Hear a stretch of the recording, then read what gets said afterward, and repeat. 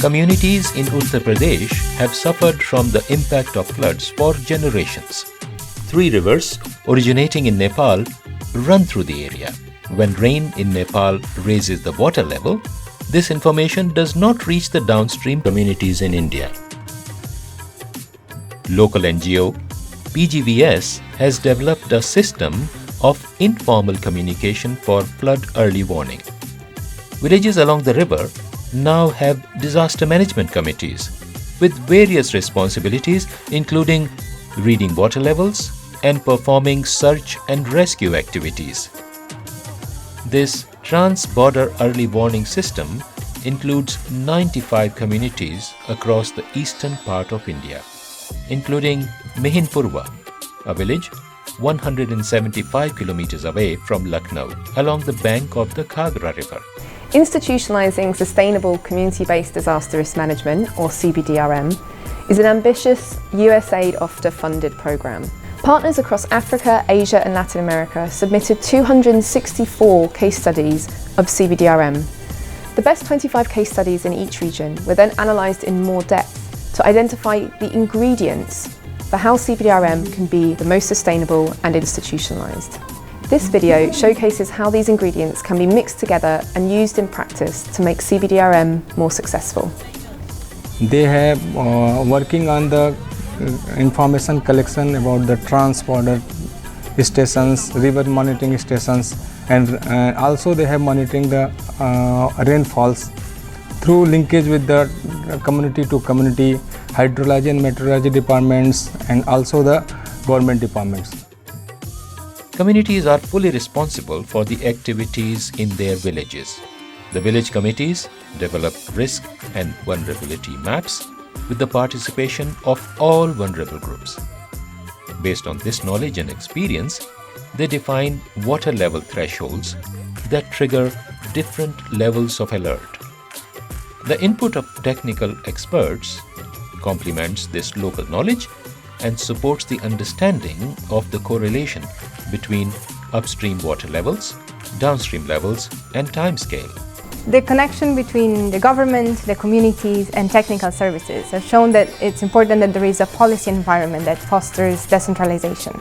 There also need to be local strategies for disaster risk management for supporting the success of CBDRM activities. Another element of success of this case study has been the development of risk and vulnerability maps in participation with all community members, including marginalized groups, women, people with disability, youth and local authorities. And this has been really key for ensuring the effectiveness of the activities of the project.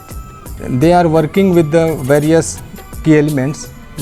First key elements, they are working on the risk assessment. Risk assessment in how the existing risk in these areas like villages. Then they develop the seasonal map for how they will track the risk on this month, and they will develop the warning services and then develop the river gauge monitoring stations and place the inside bank the rivers.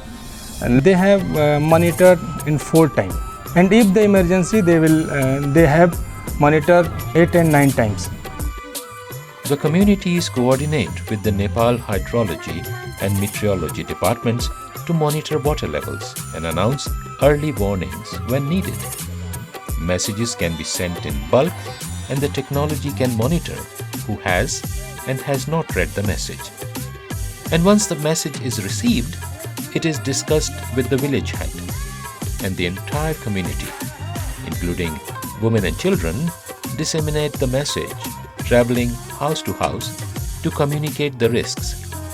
A siren and megaphones are also used. 3 warning levels are depicted by different colored flags: white for level 1, yellow for level 2, and the highest, the red for level 3. The community had developed one map, social map. The social map involved the different indicators, like triangular indicators is huts, and the rectangle indicators is showing the cemented houses. And they have also mentioned where is the forest areas, where is the hand pumps, where is the wells, where is the ponds, where is the rivers. And they have also separated, developed the vulnerability mapping. What is the existing vulnerability for risk their lives and livelihood. They have developed another map, resource map. They have identified various resources like good condition hand pumps, like good conditions road, like safe road, alternative roads, and task force members who is trained on the search and rescue, who is trained the first aid process, who is trained the early warning process. The creation of local structures such as these disaster committees and the use of mechanisms like locally trained task forces and the use of local materials have made this project self-sustainable in the long term. All these ingredients together are also really important for ensuring that the project not only is sustainable, but it can also be scaled up and institutionalized. Though financial support for the project ended more than a year ago, activities continue to this date. This is due to a focus on vulnerable groups, strong government connections, and the use of SMS and WhatsApp groups.